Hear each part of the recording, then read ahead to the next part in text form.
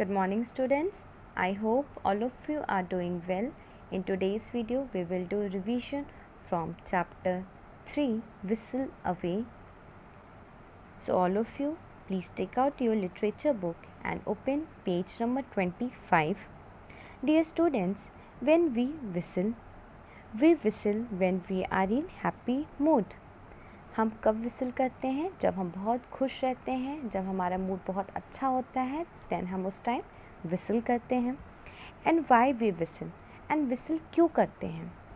We whistle to be happy and for others to make them happy and joyful and to make situation very pleasant. It means हम whistle तब करते हैं जब हम खुश होते हैं एंड हम अपने आसपास जो हमारे लोग हैं उनको खुश रखना चाहते हैं एंड जो सिचुएशन है उसको प्लीजेंट करना चाहते हैं. मीन्स जो भी सिचुएशन में हम रहते हैं उसे बहुत काम एंड प्लीजेंट करने के लिए हम विसल करते हैं. Now students, here are difficult words with their meaning which are given in your poem. Learn all the difficult words with their meaning. Now let's see the first word given here. Merry means happy. Sowing, to plant seeds in the ground. Hoeing, removing weeds, breaking soil, etc. using a long-handled garden tool with a flat blade. Weeds, unwanted plants. Raking, leveling soil. Cheer means encourage. Fret, worry about something. Lad, young boy. Pout, push out one lower lip because one is annoyed or unhappy. So now students, first I will read the whole poem, then I will explain you. Whistle away, my merry boy, with happy face and heart of joy. If it will help you to be strong, whistle a tune when things go wrong, and whistling lightens it for you.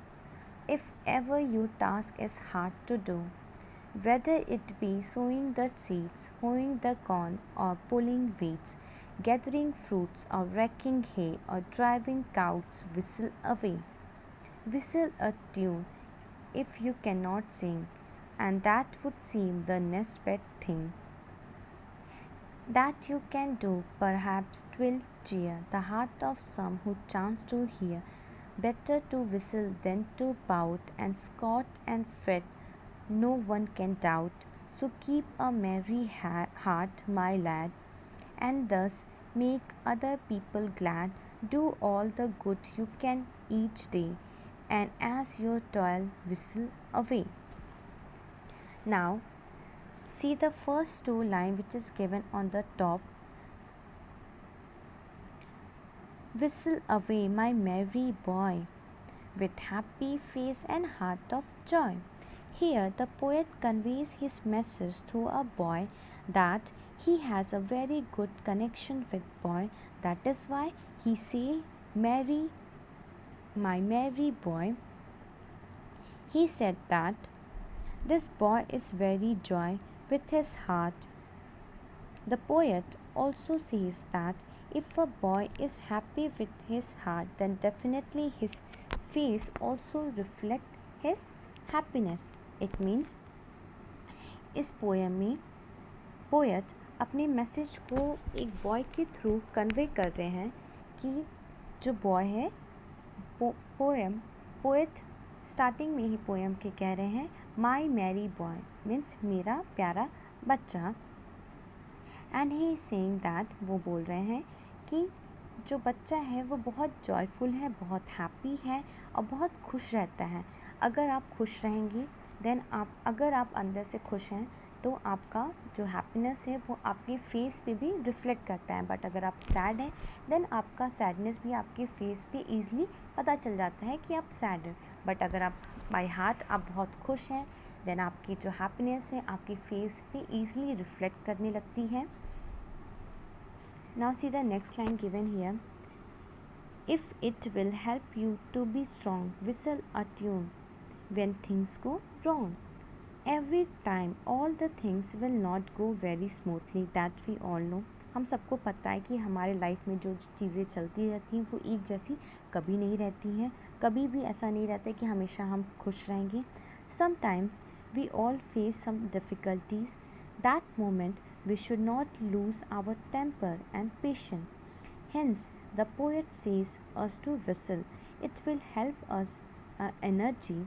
It will provide us energy and help to face the difficulty with patience and calmly. Whistling makes the situation better. In this line, in line में poet कह रहे हैं कि हमारी जो situation है वो life में जो सिचुएशन चलती रहती है वो एक जैसी नहीं रहती.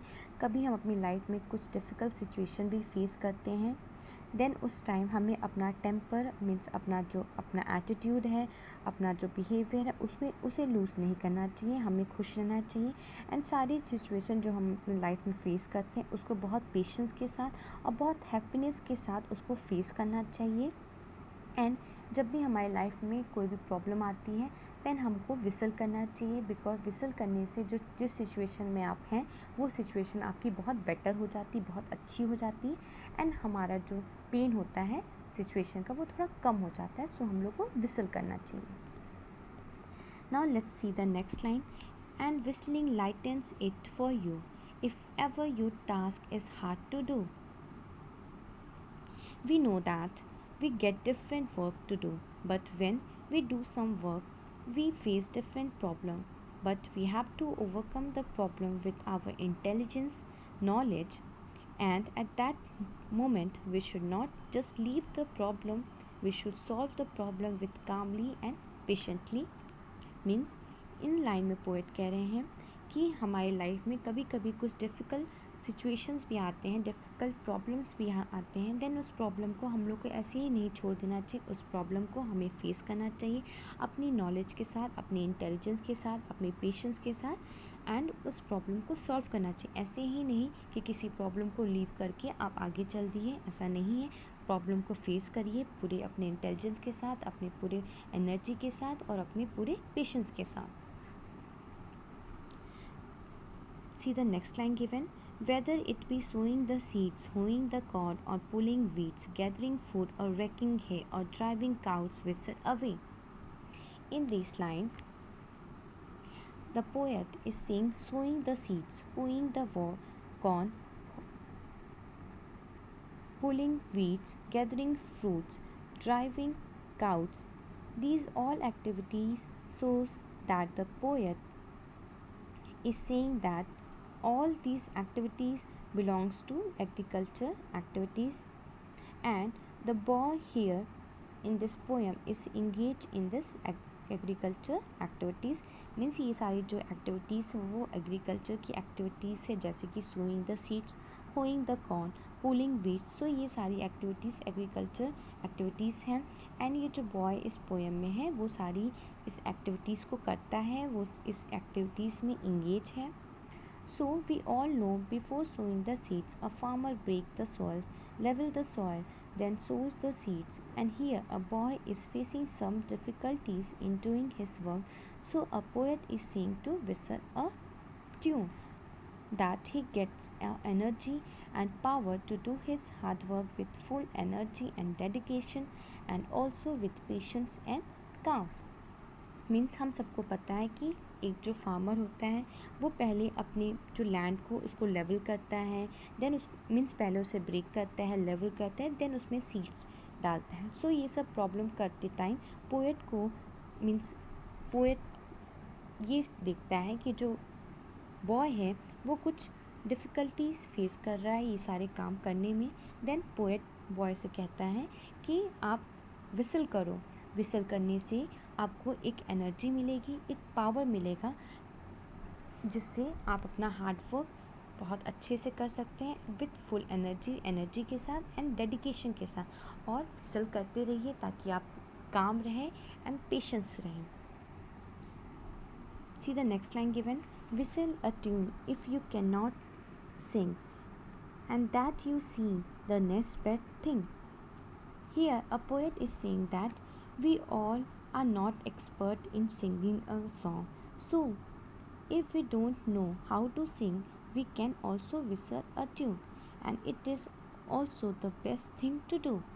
Here in this line, इस लाइन में पोएट कह रहे हैं कि हम सभी लोग बहुत एक्सपर्ट नहीं हैं गाना गाने में, ओके।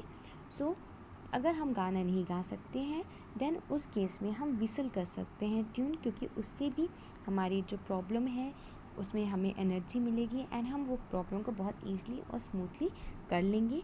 सो अगर आपको गाना नहीं आता है देन ऑल्सो आप विसल कर सकते हैं, क्योंकि ये भी आपको हेल्प करेगा काम रखने में। Now see the next line given, that you cannot do perhaps twill cheer the heart of some who chance to hear. Here the poet told us that by whistling a tune we can lighten our mood and will not only make our mood happy but it will also help others to become happy and cheerful by listening the whistle. Means इस line में poet कह रहे हैं अगर हम whistle करते हैं then whistle करने से हमारा मूड तो बहुत अच्छा होगा ही, बट हमारे जो आसपास लोग हैं वो भी बहुत खुश होंगे एंड उन्हें भी बहुत अच्छा लगेगा। सो हमें विसल करना चाहिए अपने लिए भी एंड आसपास जो हमारे लोग रहते हैं हमारे पास उनको भी खुश करने के लिए। Now see the next line, better to whistle than to pout and scout and fret no one can doubt. Here the poet is saying that pout and scold and fret are all negative things to do. Instead of that thing we should whistle. Means poet कह रहे हैं कि scold means scolding and fret means ये सारे negative activities है जो हमें नहीं करना चाहिए, उसकी जगह हम लोग को विसल करना चाहिए ताकि हमारा सिचुएशन अच्छा रहे। Now see the next line given.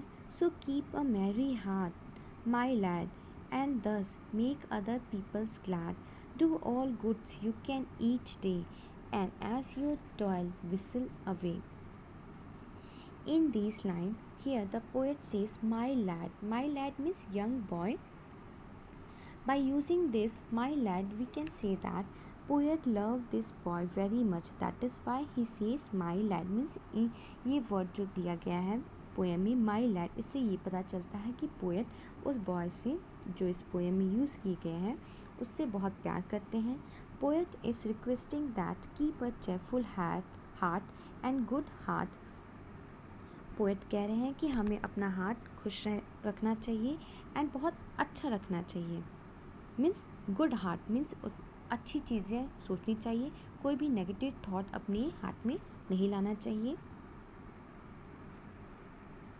And we should always feel good, we should help others in doing their work and should also give our things and help others in every way we can do. Means हमें दूसरों की help करना चाहिए, अपनी कुछ thing दूसरों को देना चाहिए अगर उनको उस चीज़ की ज़रूरत है, देन हमें अपनी वो सामान दूसरों से शेयर करना चाहिए ताकि उनकी हेल्प हो सके। एंड जो भी चीज़ आप दूसरों के लिए कर सकें आपको वो काम करना चाहिए ताकि आप दूसरों की हेल्प करें एंड आपके आसपास जो लोग हैं वो भी खुश रहें आपसे। Do all the good you can each day and as your toil whistle away. So whatever you want to do, but if you whistle a tune, then your work will become more easy and it will give you strength, positivity and happiness. Means जो भी आप करना चाहते हैं अपनी life में, अगर आप अपनी लाइफ में कुछ डिफ़िकल्टी फेस कर रहे हैं या आप अपनी लाइफ बहुत अच्छे से एंजॉय करें तो भी आप विसल करिए। इससे क्या होता है कि आपका जो काम है वो बहुत ईज़िली आप उस काम को कर लेते हैं एंड विसल करने से आपको एक अंदर से एक एनर्जी मिलती है, अंदर से एक पॉजिटिव एटीट्यूड आता है एंड आप खुश रहते हैं। अगर आप खुश रहेंगे तो देन आप अच्छा काम भी करेंगे।